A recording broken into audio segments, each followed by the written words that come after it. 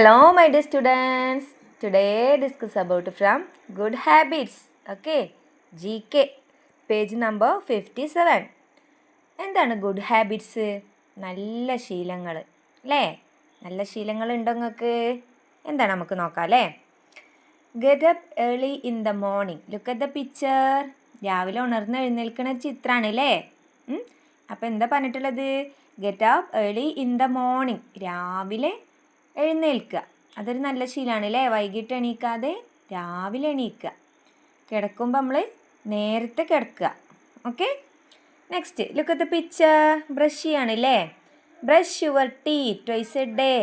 എല്ലാ ദിവസവും 2 നേരം പല്ല് തേക്കുക. Brush your teeth. Okay, next കുളിക്കുകയാണല്ലേ? നല്ല സോപ്പൊക്കെ തേച്ചിട്ട് നല്ല കുളിക്കുകയാണ് ഇവിടെ. നമ്മളെങ്ങനെ ഇംഗ്ലീഷിൽ പറയും? Take a bath daily.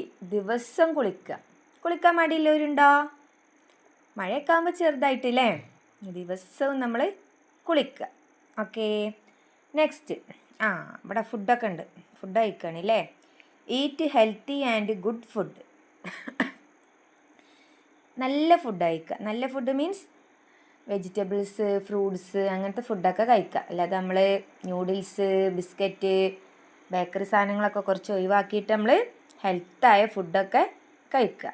Okay, next trim your nails regularly. നഖമൊക്കെ മുറിച്ചിട്ട് വൃത്തിയാക്കുക. Okay, next go to school on time. ടൈമിന് സ്കൂളിലെത്തുക. ചില കുട്ടികളൊക്കെ പ്രെയറൊക്കെ ചൊല്ലി കഴിഞ്ഞിട്ട് ഇങ്ങനെ വരൂലേ? അങ്ങനെയല്ലാതെ ബെല്ലടിക്കണതിൻ്റെ മുന്നേ go to school on time. School ടൈമിൽ തന്നെ എത്തുക. ഓക്കെ, ഇതിന്ന് നമുക്ക് എക്സാമിന് എങ്ങനെ വരും? പിക്ചർ തന്നിട്ടുണ്ടാവും, എന്നിട്ട് പറയാനാവും. ഓക്കെ, ചെറുതായിട്ടുള്ളതൊക്കെ ഒന്ന് തരിക. Go to school on time നിങ്ങൾക്ക് പറയാൻ കഴിയുന്ന പിക്ചറാവും തരിക. Okay, take a bath daily, ഇതൊക്കെ ഒന്ന് ജസ്റ്റ് മനസ്സിലാക്കി വെക്കുക കേട്ടോ. Go to school on time, take a bath daily, brush your teeth. Okay, set.